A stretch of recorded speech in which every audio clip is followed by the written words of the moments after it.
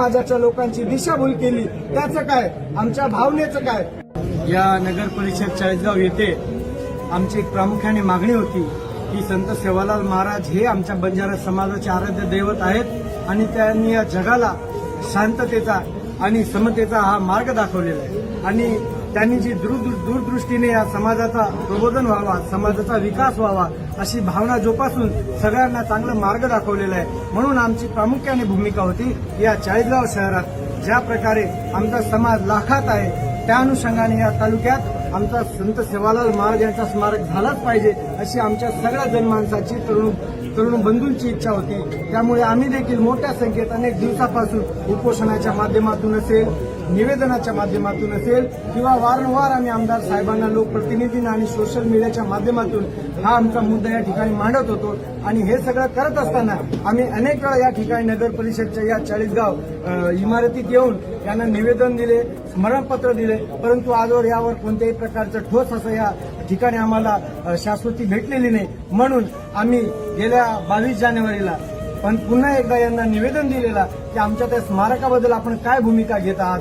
सगळ्या समाज बांधवांचं या ठिकाणी तालुक्यात स्मारक आहे, छोट्या समाज बांधवांचा आहे, आमचा एवढा मोठा समाज असून आम्हाला या ठिकाणी न्याय का मिळत नाही असा प्रश्न आम्ही आमच्या समाज बांधवांच्या मनातला या ठिकाणी मांडत होतो.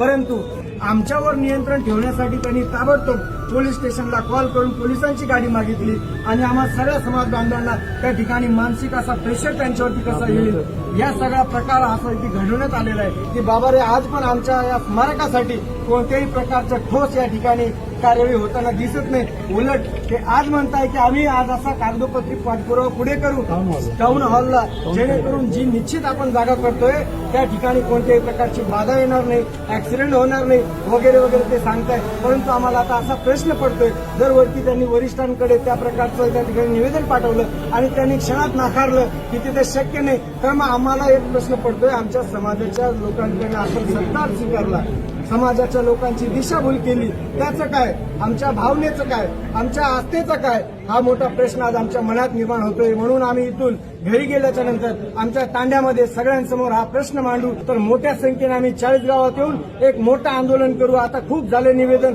आता काहीतरी ठराविक आणि मजबूत ठोसपणे कार्यवाही करायची वेळ आलेली आहे. मी आता शेवटी एवढंच सांगेल, आमदार साहेब असतील, नगर परिषदेच्या अध्यक्षा मॅडम असतील, त्याआधी आमच्या समाज बांधवांची जनभावनेची आदर आपण करून त्यांच्या सगळ्या भावना समजून घेऊन या गोष्टी आम्हाला सगळ्यांना सांगाव्या एवढीच इच्छा आहे आणि कमीत कमी दिवसात आपण या सगळ्या गोष्टी कराल ही मी आपल्याला या ठिकाणी आपल्याकडून अपेक्षा करतो. धन्यवाद. नाव काय आपलं? मेघराज जाधव, लोणजी.